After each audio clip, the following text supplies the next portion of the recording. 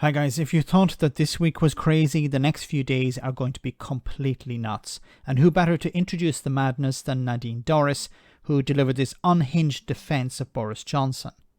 So according to new rules set down by the 1922 committee, the new leader of the Conservative Party, and therefore the Prime Minister, has two paths to victory. They are either the only candidate to succeed in getting 100 MPs to back them, and therefore they would avoid a vote by members, or they share the top spot with other candidates and then it goes to the Conservative Party membership for a ballot. The leaders of the pack at the moment are Rishi Sunak, Penny Mordaunt, Suella Braverman and finally Boris Johnson. Nadine thinks that because Boris won a majority back in 2019, he can win elections again. Have a listen to this. You talk about unity. Boris Johnson, only a matter of months ago, was forced out of office because a large number of your colleagues decided they could no longer work for him. So how could he bring the party back together? So I think we were 19 points behind, 20 points behind in the polls before Boris Johnson became Prime Minister. We were way up in the polls, won an 80-seat majority. I think we're back to being way down in the polls. We are back to being way down in the polls. Again, I don't know what they are today. So I think a lot of MPs will look at that and they will see that it wasn't just a phenomena, that a general election win, that Boris Johnson is a winner.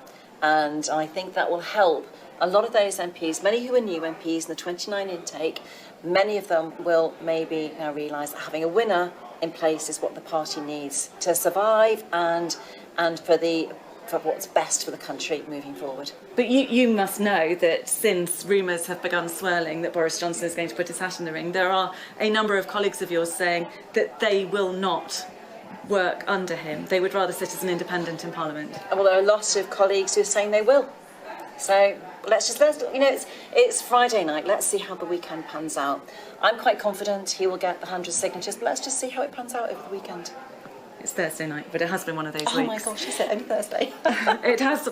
Okay, let's ignore the Thursday night, Friday night mistake here. Anyway, she said a number of things here that are not exactly true. So she said here, first of all, that the Conservatives were down in the polls and then they went up in the polls, and now the polls are down, and that's because because Boris Johnson is not there. Well, polling for the Conservatives versus the Labour Party were declining while Boris Johnson was still Prime Minister.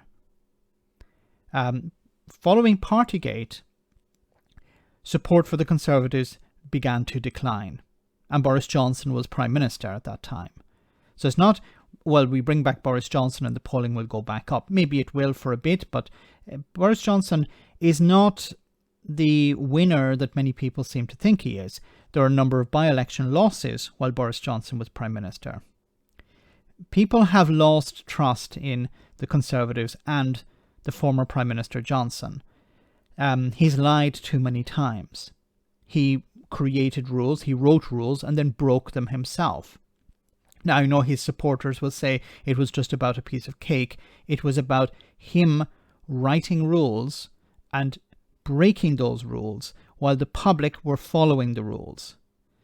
There's also the corruption, the PPE contracts, all of this, him lying to Parliament, lying to the public, lying to the Queen. All of these things culminate. The disaster of Boris Johnson was something that came to a head where, yes, members of his cabinet saw an opportunity. They saw him going down and they didn't want to go down with him. They were supporting him right up to the moment that they stuck the knife into him. Now, this idea that Boris Johnson is a vote winner, once again, they won an 80-seat majority back in 2019 on the back of getting Brexit done. And Boris Johnson was the front man for that. He was the salesman.